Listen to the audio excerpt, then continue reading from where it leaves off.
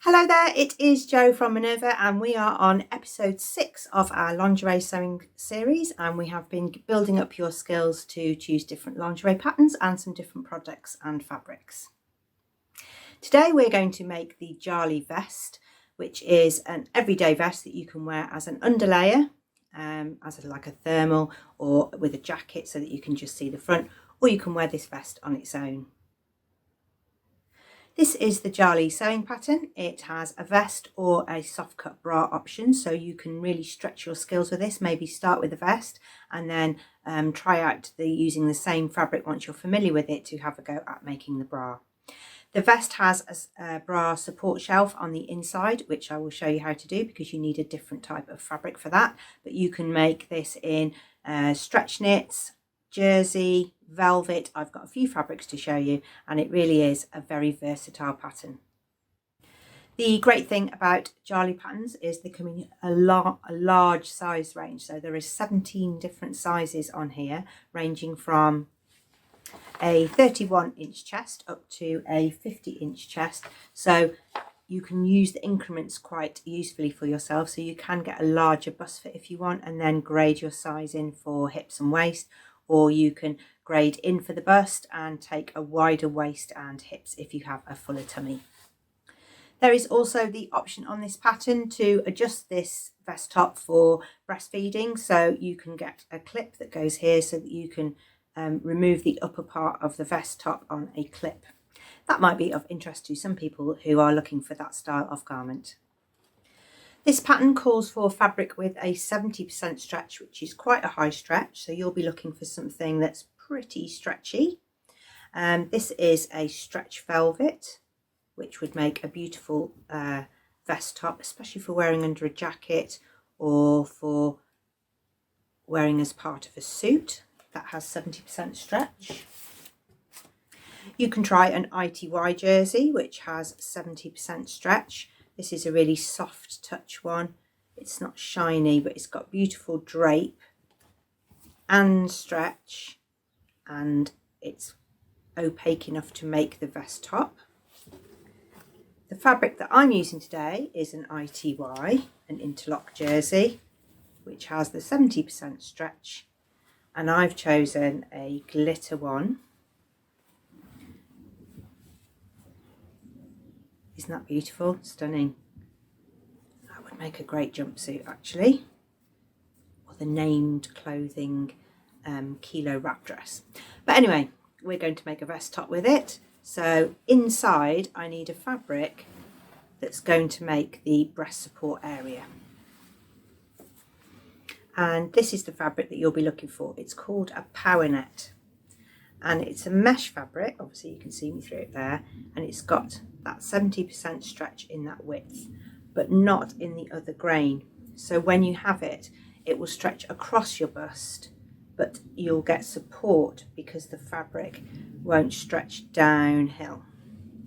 So this is power net, and we're going to use it to line the top of our vest. And once you start using power net, you'll get a little bit of experience for if you want to make a bra, because it's the same fabric that you line bra fabrics with.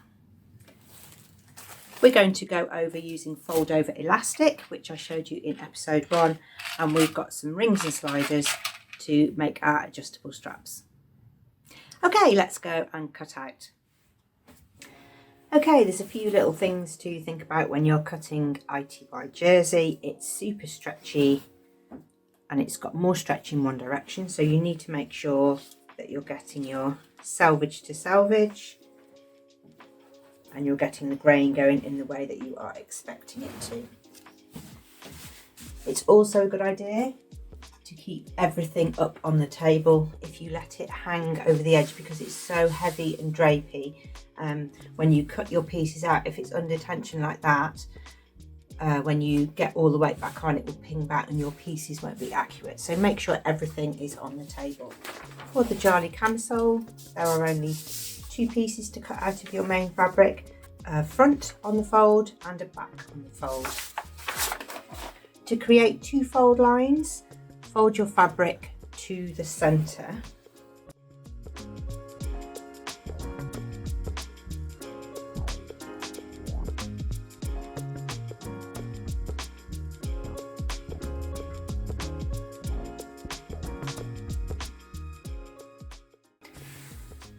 If you're able to do this from the size you're cutting, it's a really economical way to use your fabric, because now I can put one piece on one fold and one piece on the other fold just out of shot. You could probably get the next couple of sizes. Sometimes it works for fabric, sometimes it doesn't. This one's really nice and wide, so you get 2 great folds. This fabric has a little glitter finish, so I don't want to use my fabric scissors, just in case it blunts the blades a little bit. So for this fabric, I'm going to use my rotary cutter, because I can really easily change the blade on that if it makes it blunt.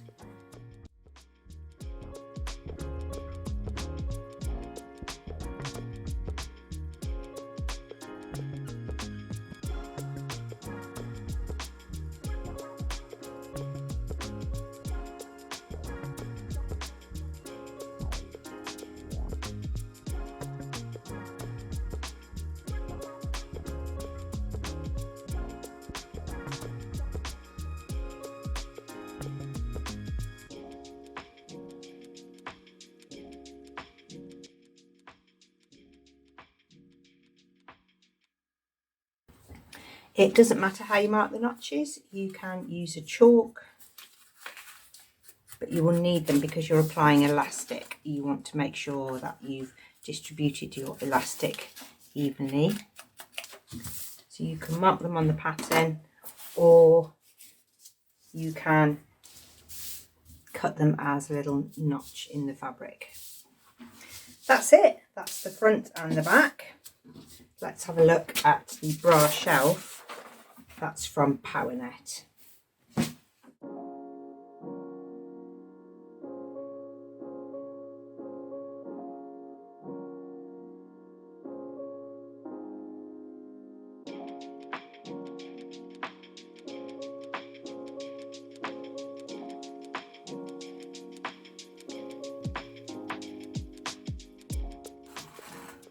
If you do feel more comfortable using scissors, then you can use pins, but you might need a lace pin or a really sharp pin, because there's a very high elastane content in your top fabric. Okay, that's all the pieces. Super simple to cut. A back bra shelf, a front bra shelf, a back top piece, and a front top piece, and that's essentially how it's all going to be sandwiched together. To construct the top, the first thing we need to do is to work on the bra shelf and adding the elastic.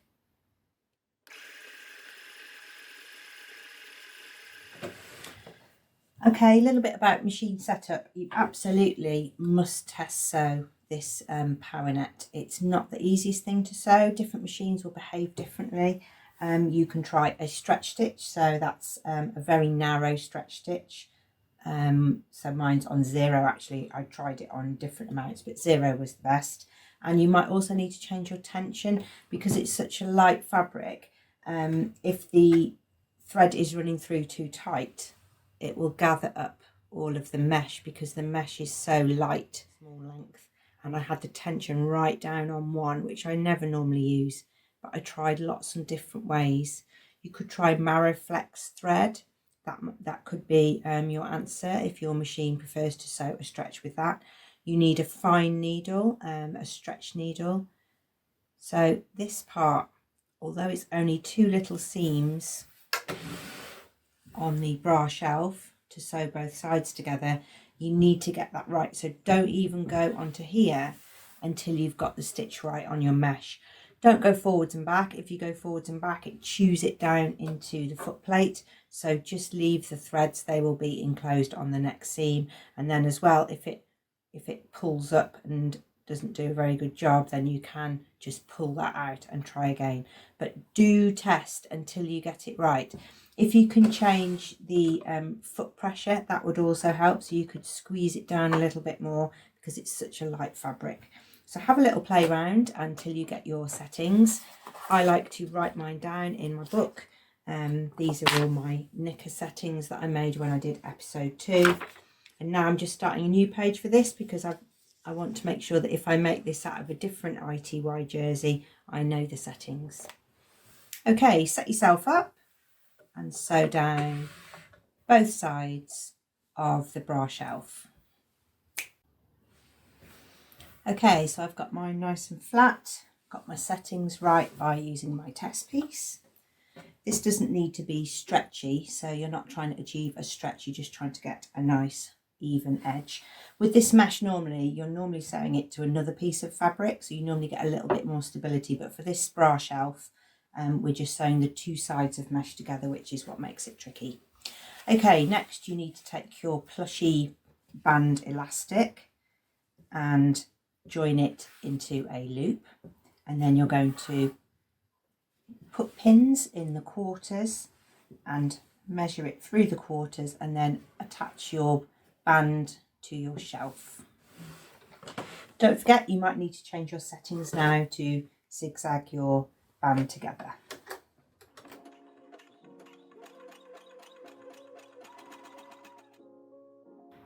Mark the back of your band where the join is and place a pin, and then do the same to mark your elastic in half. Fold again and then mark your elastic with pins in the quarters. So you should have 4 pins, centre front, centre back and both sides. Now you can attach this to the bottom of your bra shelf. Simply transfer the pin from the centre back, attach the centre back fabric and move all the way around. It's up to you how many pins you put in. I like to stretch it on the machine as I go and take in that slack. Next, you apply the elastic with a zigzag stitch. Don't stretch the bra part, only stretch the elastic.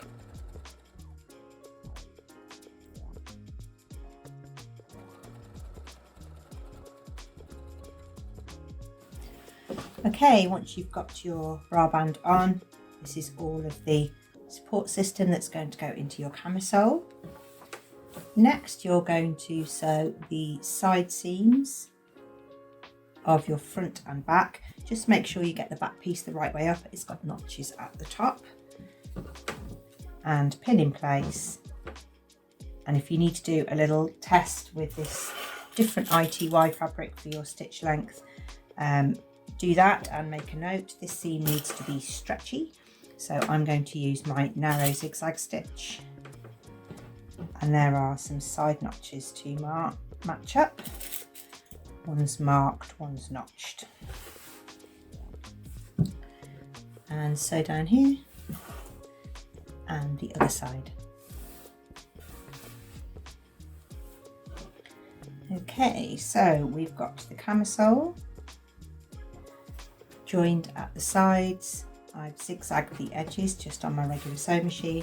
So with my camisole wrong side out and my bra band wrong side out, we're going to put these two pieces together. We're going to insert the camisole into the bra band with the wrong side of the camisole touching the right side of the bra band.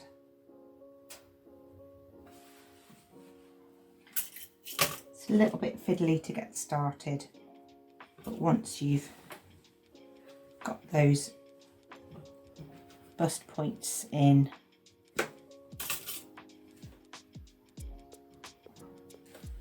you can continue to pin the two pieces together.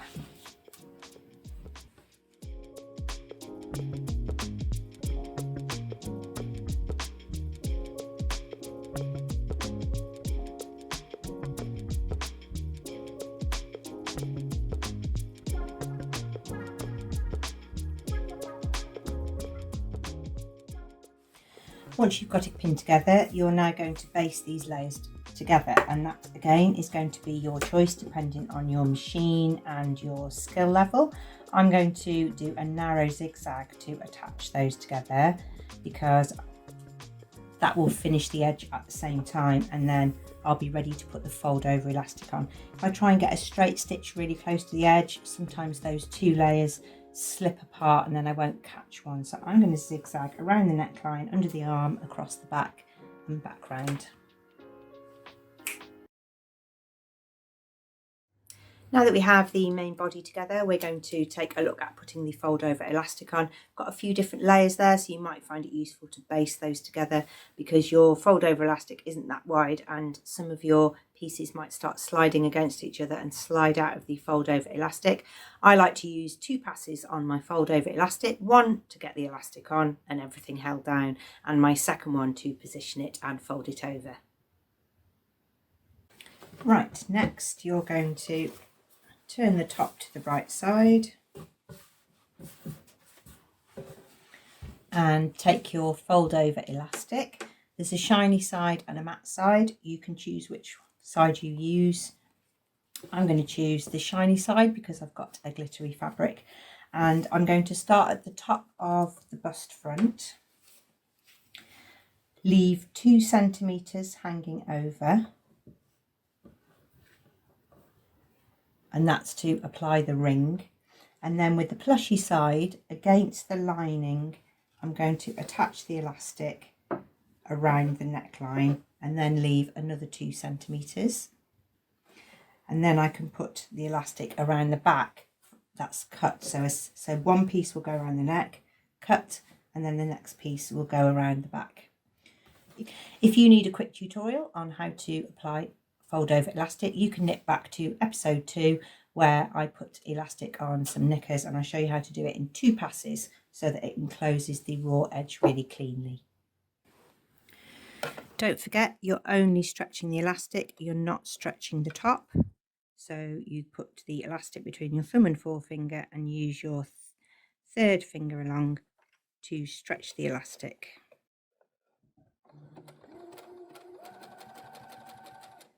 You need the fabric to come just up to the centre line of the fold over elastic.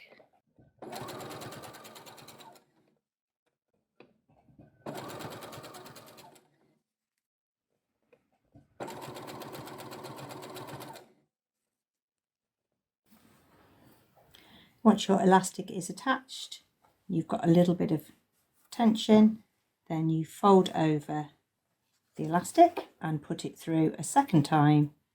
You can use a zigzag stitch if you want that finish, or you can use the stretchy straight stitch to go close to the edge of the fold over elastic.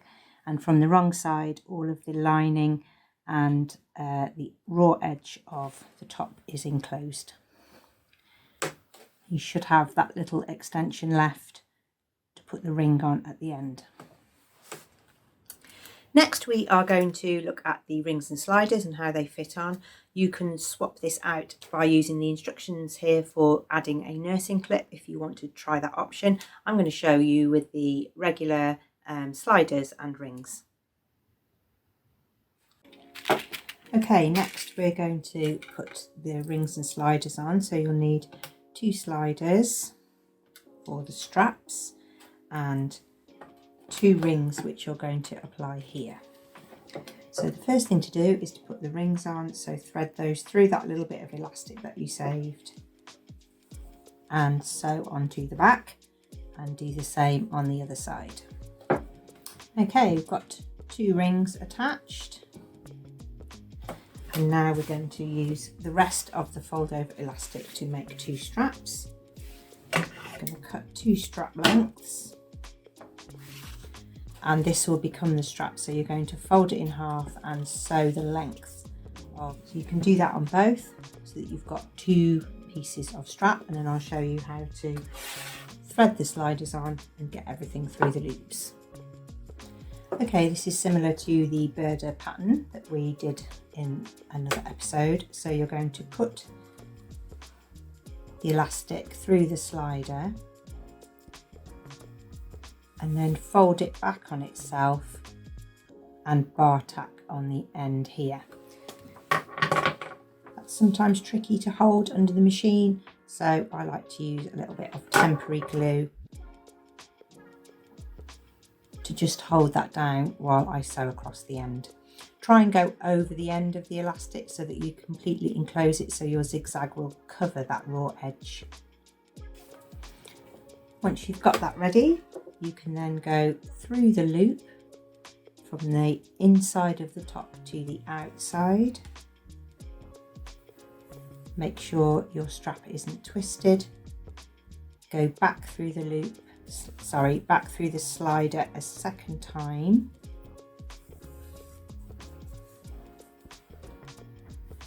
And then around to the back strap positions, and those are marked here with a little chalk mark.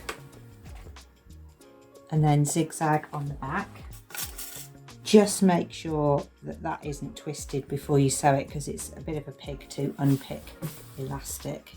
So you should have through the ring, through the slider twice, and then attached to the back. And then this becomes an adjustable strap.